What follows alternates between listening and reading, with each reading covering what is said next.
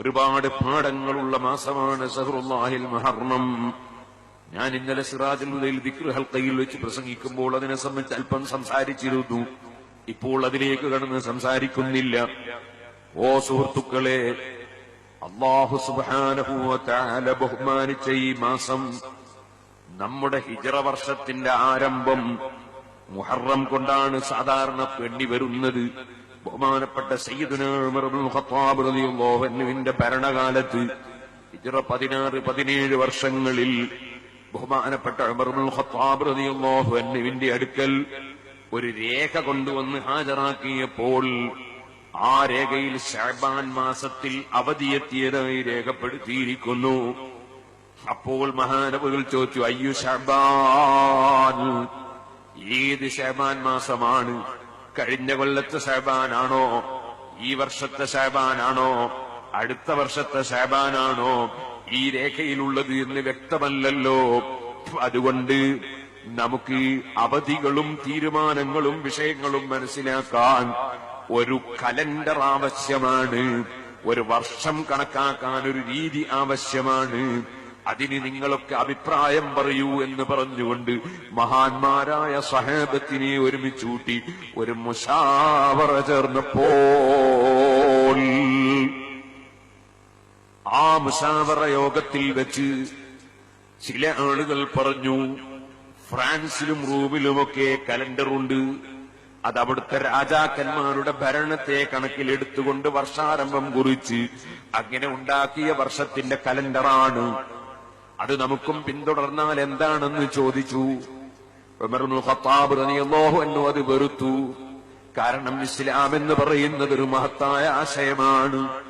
അത് വലിയ വ്യക്തിത്വം സൂക്ഷിക്കേണ്ട മതമാണ്. അത് വേറെ ഏതെങ്കിലും കക്ഷികളുടേതൊന്നും നമ്മൾ കടമെടുക്കേണ്ട ആവശ്യമില്ല. ഒരു വിഷയത്തിലും മറ്റൊരു കക്ഷികളുടേത് മുസ്ലിങ്ങൾക്ക് കടമെടുക്കേണ്ട ആവശ്യമില്ല. മുസ്ലിങ്ങൾക്ക് അവരുടെ വ്യക്തിത്വം നിലനിർത്തി ഇസ്ലാം പരിപൂർണമായി ഉൾക്കൊള്ളാൻ മാത്രം അതത്രയും വിശാലമാണ്, അത്രയും സുന്ദരമാണ്, അത്രയും സുതാര്യമാണ്, അത്രയും മഹത്വമേറിയതാണ്, അത്രയും പവിത്രതയുള്ളതാണ് ഇസ്ലാം. അതുകൊണ്ട് ഫ്രാൻസിന്റെ അതേ പേർഷ്യക്കാരുടേതോ അല്ലെങ്കിൽ അതാ റോമൻകാരുടേതോ അല്ലെങ്കിൽ മറ്റേതെങ്കിലും രാഷ്ട്രക്കാരുടേതോ ഏതെങ്കിലും മതവിഭാഗത്തിന്റെയോ ഒന്നും നമ്മൾ പിന്തുടരേണ്ടവർ അല്ല. നമുക്ക് നമ്മുടേത് തന്നെയാകണം.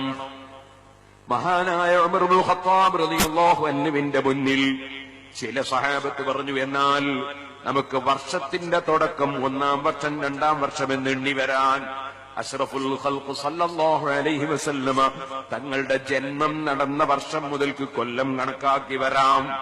ചിലര് പറഞ്ഞു, നബി സല്ലല്ലാഹു അലൈഹി വസല്ലമ തങ്ങളുടെ നുബുവത്ത് കിട്ടിയ സമയം മുതൽക്ക് നമുക്ക് വർഷം കണക്കാക്കാം. എല്ലാം വലിയ വലിയ നിഅമത്തുകളാണല്ലോ. നബി സല്ലല്ലാഹു അലൈഹി വസല്ലമയുടെ ജന്മം വലിയ അനുഗ്രഹമാണ്.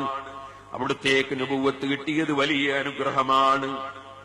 അതുപോലെ തന്നെ അല്ലെങ്കിൽ നബി സല്ലല്ലാഹു അലൈഹി വസല്ലമ തങ്ങൾ ത്യാഗോജ്വലമായ ഒരു യാത്ര നടത്തിയില്ലേ?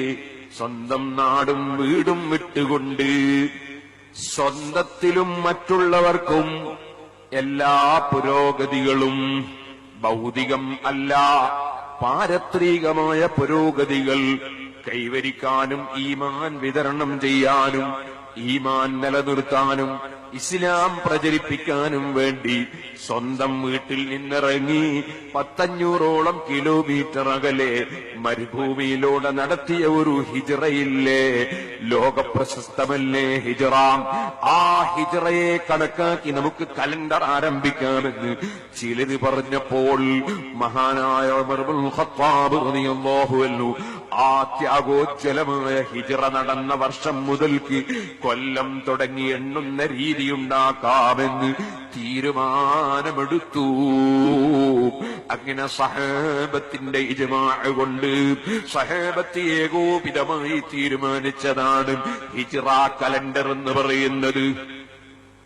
അങ്ങനെ ആ ഹിജ്റ വർഷം വാസ്തവത്തിൽ ഹിജ്റ നടക്കുന്നത് റബീഉൽ അവ്വൽ മാസത്തിലാണ്. നബി സല്ലല്ലാഹു അലൈഹി വസല്ലം ജനിച്ചതും റബീഉൽ അവ്വലിലാണ്. മദീനയിൽ എത്തിച്ചേർന്നത് റബീഉൽ അവ്വൽ 12 തിങ്കളാഴ്ചയാണ്. അവിടുന്ന് ജനിച്ചതും അങ്ങനെ തന്നെയാണ്. മദീനയിൽ വരുമ്പോൾ സഹാബത്ത് മൗലിദ് ഓതി നബി സല്ലല്ലാഹു അലൈഹി വസല്ലമ തങ്ങളെ റബീഉൽ അവ്വൽ 12 സ്വീകരിച്ചതാണ്.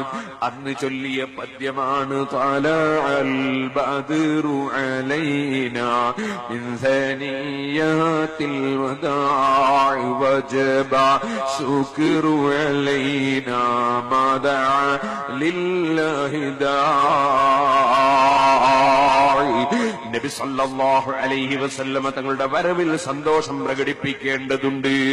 അതിന്റെ പേരിൽ നന്ദി പ്രകടിപ്പിക്കേണ്ടതുണ്ട്. അതിന്റെ പേരിൽ സൽക്കർമ്മങ്ങൾ ചെയ്യേണ്ടതുണ്ട്. അത് ഖിയാമത്ത് നാൾ വരെ തുടർന്ന് നടക്കേണ്ടതുണ്ടെന്ന് റബീഉൽ അവ്വൽ 12 തിങ്കളാഴ്ചയിൽ സഹാബത്ത് ചൊല്ലിയ മൗലിദിൽ സഹാബത്ത് അന്ന് തന്നെ ചൊല്ലി പഠിപ്പിച്ചതാണ്. വജബ ശുക്റു അലൈനാ മദഅ ലില്ലാഹി ബാങ്ക് കൊടുക്കുന്ന ഒരൊറ്റ മനുഷ്യനെങ്ങാനും ജീവിച്ചിരിക്കുന്ന കാലത്തോളം നബി തങ്ങളുടെ വരവ് പ്രമാണിച്ചുകൊണ്ട് പടച്ച റബ്ബിന് ശുക്ർ ചെയ്ത് സൽക്കർമ്മം ചെയ്യൽ കടപ്പാടാണ്. ഒരുപാട്